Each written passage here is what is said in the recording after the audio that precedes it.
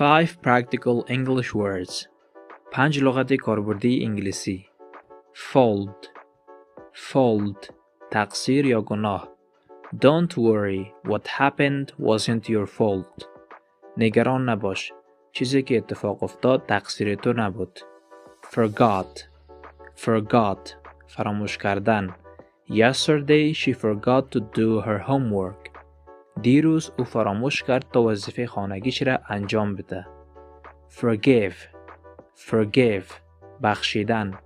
I don't forgive you for what you did today.